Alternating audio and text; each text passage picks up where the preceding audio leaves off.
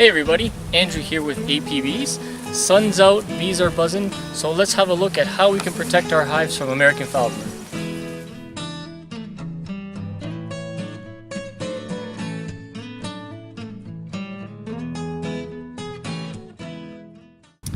American Foulbrood is the most devastating bacterial disease known to honeybees. It causes the larva to decay within a cell before it pupates and is very highly contagious, being able to spread from cell to cell, hive to hive, and eventually from bee yard to bee yard. American Foulbrood spores can be brought back by foraging bees from anywhere, whether it be a foraging area that has contaminated flowers from other bees, other bee yards, dead outs, and of course infected equipment being moved from hive to hive. It is typical to have a beekeeper not see American Foulbrood for many years because the spores can stay dormant for many years until something actually activates it. So regulations to manage American Foulbrood vary between region and country. Here in Ontario, the regulations state that if an outbreak of American Foulbrood does persist within a bee yard, it is mandatory that a beekeeper call a bee inspector, have it inspected and confirmed, and eventually shut the hive down and burn it to prevent spread. Once this outbreak is under control, the bee yard has to be quarantined for a minimum of 2 years, and all the remaining hives within the bee yard have to be treated with antibiotics. So in order to prevent American Foulbrood in our operation, we treat our hives both in the spring and fall with an antibiotic which is proactive. The antibiotic that we use is oxytetracycline. And here I will show you in this video how we mix our antibiotics together with icing sugar and how we distribute it amongst the hives. So, we're in our office now. What we're going to be using for the actual medication is oxytetracycline. It's for veterinary use only. The brand that I use is Oxytet, and it's produced by Medivet. So what we do is we follow the instructions as it always says here. We're going to do a mixture of this Oxytet antibiotic. Also we're going to use just regular icing sugar. The purpose of the icing sugar is that we mix it with the antibiotics so that the bees don't get the antibiotic directly. The icing sugar actually motivates them to move it around the hive from cell to cell so that it gets distributed evenly within the cell. Now, for demonstration purposes, we're not actually going to weigh it out, but what I do in my operation is I designate an individual Ziploc bag for every hive. What I do is I get exactly the measurement that I need of Oxytet. So in this case, what we do is we do 3 doses of 32 grams of the mixture for each hive for every 3 days. So what we do is we take the amount of antibiotic that we need, weigh it out on the scale. So this would be the portion that we use for the 32 grams. And then what we do is with another spoon, I take a bit of the icing sugar, that's the remainder. So now together it should be 32 grams mixed. And then I mix it up very nicely.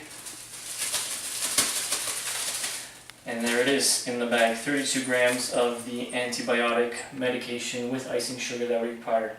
So the reason why I use the individual baggies and mix it this way is that it almost guarantees for me that the hive gets the right amount of antibiotic dosage for each time that we put it in. Many other people do it a different way. For example, directions here say that you can mix 3.5 kilograms of icing sugar with 454 grams of antibiotic. So I do that occasionally. However, I find that the baggies are a much more direct and efficient way of doing it, especially with distributing the right amount. So what I'll do is I'll make about 3 little Ziploc bags of this per each hive, have them ready, so that in every 3 days I go take a Ziploc bag, distribute it into the hive, and I know that they got the exact dose that they need. So next what we're going to do is we're going to go into the bee yard, take our little baggies that we've pre-made already with the mixture and put them into the hive, and we'll show you how we do that. So follow me. So now we're in the bee yard. We have our antibiotic mixture here in our Ziploc bag, the exact dose that we need. So we are going to be applying now our first dose of antibiotic onto the hive. So what we're going to do, give a quick smoke at the front just to keep the bees distracted. Take the lid off here. Pry open the inner cover. Have a look at all these bees. So most important thing to know when we're working with our antibiotic is we have to keep it in the shade. Never leave it out in the sun. It's very highly temperature sensitive.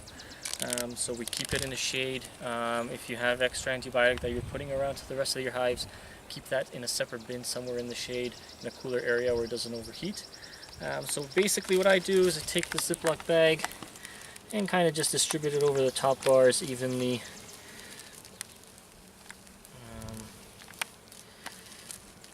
As much as I can. I try to keep it in the back third, so that this is the front of the hive. I like to keep it in the back third of the hive on the top bars. That keeps it away from any open brood so that the icing sugar doesn't get in, cause the larva to die.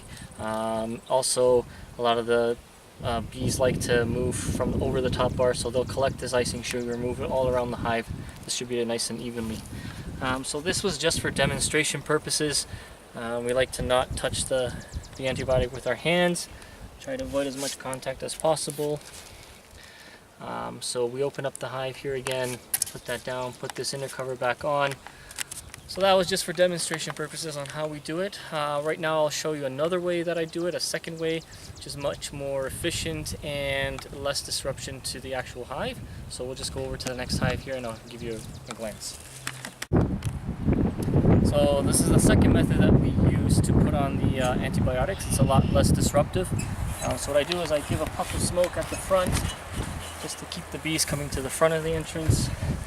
What I do is I lift the outer cover just a bit, open up my antibiotic, get it prepared, lift the inner cover, move it forward, and that way I can put it on the back third of my hive, distribute it nicely. If there's anything a bit over like this, you can take your hive tool, just flatten it out a bit. It can fall in between the frames. And I slide this back gently, even it out. Put the back cover, outer lid on top of the inner cover, and you're done. So that's one of the methods we use. It's a lot better, especially on windy days like today. Even though it's a nice sunny day, the wind kind of keeps a lot of the bees near the entrance of the hive. So this is a lot less disruptive than the first method we did on the first hive. But there you go, that's how we put antibiotics to prevent American Foulbrood in our bee yards.